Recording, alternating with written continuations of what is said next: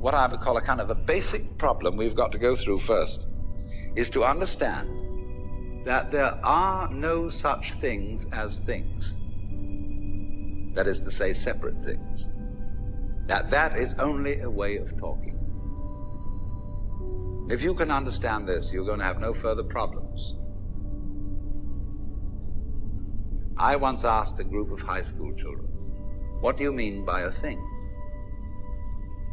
And first of all, they gave me all sorts of synonyms. They said it's an object, which is simply another word for a thing. It doesn't tell you anything about what you mean by a thing. Finally, a very smart girl who was in the group said a thing is a noun. She was quite right. A noun isn't a part of nature, it's a part of speech. There are no nouns in the physical world. There are no separate things in the physical world either. See, the physical world is wiggling. The clouds, mountains, trees, people are all wiggling. And only when human beings get working at things, they build buildings in straight lines and try and make out that the world isn't really wiggly. But here are we sitting in this room all built on straight lines, but each one of us is as wiggly as all get out. Now then, when you want to get control of something that wiggles, it's pretty difficult, isn't it?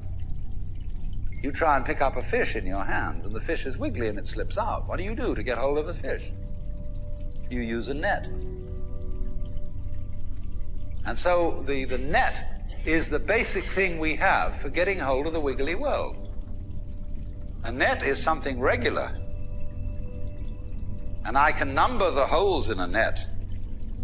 So many holes up, so many holes across. And if I can number these holes, I can count exactly where each wiggle is in terms of a hole in that net. But in order to do that, I've got to break up the wiggle into bits. And I've got to call this a specific bit, and this the next bit of the wiggle, and this the next bit, and this the next bit of the wiggle. And so these bits are things, which I mark out in order to talk about the wiggle, in order to measure it, and therefore in order to control it. But in nature, in fact, in the physical world, the wiggle isn't bitted. So the world doesn't come thing. You and I are all as much continuous with the physical universe as a wave is continuous with the ocean. The ocean waves, and the universe peoples. And as the wave, I wave at you and say, you! The world is waving at me with you and saying, hi, I'm here. But the way we feel and sense our existence, being based on a myth that we are made, that we are parts, that we are things, our consciousness has been influenced so that each one of us does not feel that. We feel we have been hypnotized, literally hypnotized, by social convention into feeling and sensing that we exist only inside our skins, that we are not the original bang, but just something out on the end of it. And therefore we are scared stiff. Because my wave is going to disappear. And I'm going to die. So then, let me connect this with the problem of birth and death, which puzzles people enormously, of course. Because in order to understand what the self is, you have to remember that it doesn't need to remember anything. Just like you don't need to know how you work your thyroid gland. So then, when you die, you're not going to have to put up with everlasting non-existence, because that's not an experience. A lot of people are afraid that when they die, they're going to be locked up in a dark room forever. And sort of undergo that. But one of the most interesting things in the world, this is a yoga, this is a way of realization. Try and imagine what it will be like to go to sleep and never wake up. Think about that. Children think about it. It's one of the great wonders of life. What will it be like to go to sleep and never wake up. And if you think long enough about that, something will happen to you. You will find out, among other things, that it'll pose the next question to you: what was it like to wake up after having never gone to sleep? That was when you were born. You see, you can't have an experience of nothing. Nature abhors a vacuum. So after you're dead, the only thing that can happen is the same experience, or the same sort of experience, as when you were born. In other words, we all know very well that after people die, other people are born. And they're all you.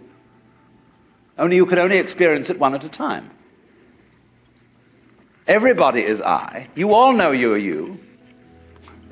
And wheresoever beings exist throughout all galaxies, it doesn't make any difference. You are all of them. And when they come into being, that's you coming into being. You know that very well. Only you don't have to remember the past.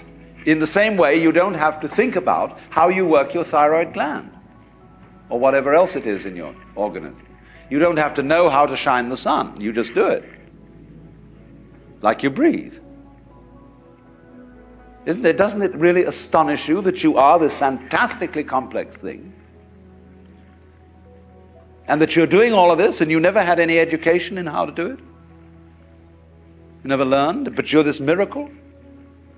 Well, the point is that from a strictly physical, scientific standpoint, this organism is a continuous energy with everything else that's going on. And if I am my foot, I am the sun. Only we've got this little partial view. We've got the idea that, no, I'm just something in this body. The ego. That's a joke. The ego is nothing other than the focus of conscious attention. It's like a radar on a ship. The radar on a ship is a troubleshooter. Is there anything in the way? And conscious attention is a designed function of the brain to scan the environment, like a radar does, and note for any trouble-making changes. But if you identify yourself with your troubleshooter, then naturally you define yourself as being in a perpetual state of anxiety.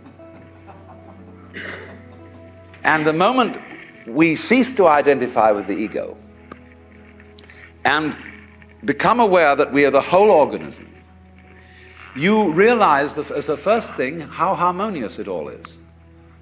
Because your organism is a miracle of harmony. All this thing functioning together. Even those corpuscles and creatures that are fighting each other in the bloodstream and eating each other up. If they weren't doing that, you wouldn't be healthy.